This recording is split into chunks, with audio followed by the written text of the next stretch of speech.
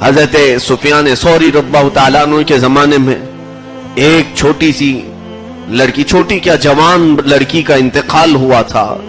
حضرت سفیان ثوری رضی اللہ تعالیٰ عنہ یہ بھی مشہور تابعی ہیں، فرماتے ہیں باپ کی اکلوتی تھی، باپ بہت پیسے والا تھا، ہر اس کی خواہش پوری کرتا تھا، لیکن جوانی میں مر گئی، قبر میں دفن کر دیا گیا۔ یہ بہت رویا۔ حضرت سفیان ثوری کے پاس آ کر کہتا ہے مجھے معلوم نہیں وہ دنیا ہوتی کیسی ہے، قبر کی دنیا کیسی ہوتی ہے۔ میری بیٹی بہت مجھے عزیز تھی، بہت پیاری تھی، دفن کر کے آنے کے بعد ایک ہی خواہش مجھے ستاتی ہے، کاش میں اس کی قبر کی زندگی کو ایک بار دیکھ لوں، وہ کیسے ہے، کس حالت میں ہے، میں ایک بار اس سے بات کر لوں۔ حضرت سفیان ثوری رضی اللہ تعالیٰ عنہ نے کہا آج رات جاؤ، یہ وظیفہ پڑھو اور اپنی ٹوپی دی یہ پہن کر سو جاؤ۔ وہ بندہ کہتا ہے میں آیا گھر، اس امام کے بتائے ہوئی بات پر عمل کیا، ان کی ٹوپی پہن کر سویا تو فوراً میں نے دیکھا حجابات ہٹ گئے ہیں، میں اپنی بیٹی کی قبر کے پاس کھڑا ہوں اور میں نے اس کو ایسی حالت میں دیکھا کہ جس کو میں بیان نہیں کر سکتا۔ میری بیٹی کے انتقال کو ایک ہی دن ہوا تھا، لیکن وہ ننگی پڑی ہوئی تھی، اس کے جسم پر کوئی لباس نہیں تھا، حد تو یہ ہے کہ اس کا سر اتنا بڑا کہ پہاڑ کی شکل اختیار کر گیا، بہت بڑی اور بھیانک شکل بنائی گئی۔ میں نے بیٹی سے پوچھا کہ اے بیٹا تیرے ساتھ یہ کیا معاملہ ہوا ہے؟ وہ زار و قطار چیخنے لگی اور کہنے لگی ابا جان تم نے ہر میری خواہش پوری کی، یہ دیکھو جو میں اپنے بال کھلے رکھ کر باہر گھومتی تھی، فرشتوں نے میرے سر کو پہاڑ کے جیسا بڑا بنایا اور میرے ہر بال کو درخت کی جو جڑیں ہوتی ہیں ان جڑوں کی طرح بنایا، اور ایک فرشتہ ایک جڑ کو کھینچتا تھا، جیسے میرے ایک بال کو کھینچا تو میرے سر میں گڑھا پڑ جاتا تھا، جیسے کسی درخت کے جڑ کو ہلائیں تو پوری زمین ہل جاتی، کھڈے پڑ جاتے ہیں۔ میرے ایک ایک بال کو اتنا بڑا بنا کر کھینچا گیا، میرے سر میں گڑھے پڑ گئے،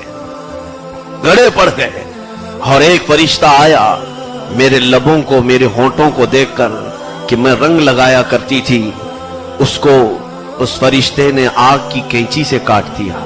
آپ دیکھیں کہ صرف میرے دانت دکھ رہے ہیں اور کچھ بھی نہیں دکھ رہا ہے، میرے جسم پر اب ہونٹ نہیں ہے، میرے چہرے پر صرف میرے دانت نظر آ رہے ہیں۔ وہ کہتی جا رہی تھی کہ میرے جسم کو میں نمائش کے لیے تیار کرتی تھی، میں لوگوں کو دکھانے کے لیے، زیب و زینت کے لیے تیار کرتی تھی۔ ابا جان کچھ ایسے فرشتے آئے جنہوں نے میرے کفن کو بھی ہٹا دیا اور مجھے دوزخ کا لباس سب سے پہلے پہنایا گیا۔ اس دوزخ کے لباس کو پہنتے ہی میرا جسم پیپ کی شکل اختیار کر گیا اور اتنا گلا کہ ایسا لگتا کہ اب کسی گٹر میں ڈال دیا جائے تو میرا جسم بہہ جائے گا۔ لیکن اچانک ایک فرشتہ پھر آیا اور کہا رب کا حکم ہے کہ اس کا جسم دوبارہ بنایا جائے، اس کو پھر سے دوسری چمڑی پہنائی جائے، یہاں تک کہ مجھے پھر دوسری چمڑی پہنائی گئی۔ یہ عذاب کل کی رات مجھے کئی ہزار مرتبہ دیا گیا ہے، ایک رات میں کئی ہزار مرتبہ مجھے چمڑیاں پہنائی گئی، کئی مرتبہ جسم بدلے گئے، اور صبح تک وہی ہوتا آیا ہے۔ میرے ناخنوں کو کھینچا گیا ہے، میری آنکھوں میں سلائیاں ڈالی گئی ہیں۔ اے میرے باپ یہاں کا ایک پل ایک صدی سے بڑا ہے، یہاں کا ایک منٹ 100 سال سے بھی زیادہ لمبا ہے۔ آپ شاید مجھے کچھ قرآن پڑھایا ہوتا، آپ نے کچھ مجھے اللہ اور اس کے رسول کی باتیں سکھائی ہوتی تو میں ان ملائکہ کو کوئی تو بات کہہ کر کے بچ جاتی۔ یہ بار بار مجھ سے سوال کرتے ہیں اور میرے پاس ان کے سوالوں کا کوئی جواب نہیں ہوتا۔ وہ باپ سنتا رہا یہاں تک کہ جب اس کی نیند بیدار ہوئی تو اس نے دیکھا کہ اس کا جسم پورا ہل رہا ہے۔ عزیزان گرامی، حضرت سفیان ثوری رضی اللہ تعالیٰ عنہ کے دربار میں حاضر ہوا اور کہا میں نے وہ کچھ دیکھا جس کے بعد اب دنیا میں کسی چیز کی لذت باقی نہیں رہ گئی۔ اب یہاں کا میٹھا نہیں لگتا ہے، یہاں کا نمکین نہیں لگتا ہے، حتیٰ کہ مجھے اب پانی بھی یہاں کا زہر لگنے لگا ہے۔ میں نے دودھ کو بھی دیکھا تو یہ مجھے شراب لگنے لگ گیا ہے۔ دنیا کی ہر چیز سے میری تمام چیزیں اٹھ گئی ہیں۔ اے میرے عزیزوں، آج یہ تمام باتیں صرف میں اس لیے عرض کر رہا ہوں، کیا ہم نے جینے کے آج طریقے ایسے بنا نہیں رکھے ہیں؟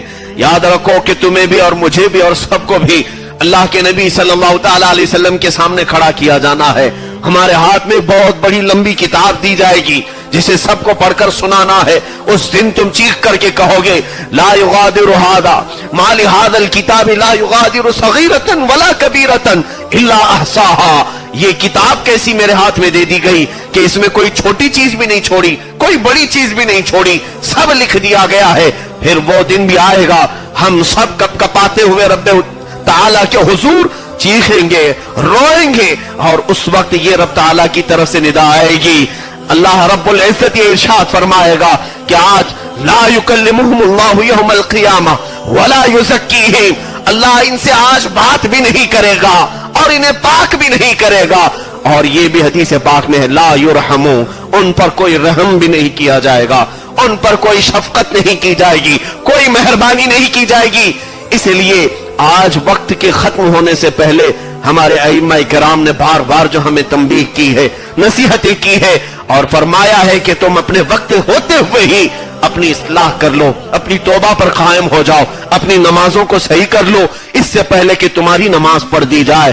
तुम अपनी पिछली तमाम गुनाहों की साबका गुनाहों की तलाफियां कर लो। रब ताला बेशुमार खताओं को माफ करने वाला रहीम और करीम और गफ्फार और सत्तार रब है।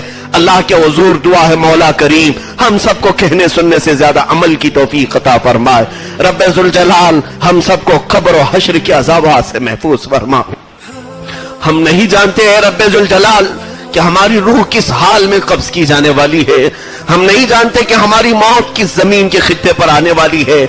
ऐ रब्बे जुल जलाल हम नहीं जानते किस बीमारी में तू हमें गिरफ्तार करके उठाने वाला है।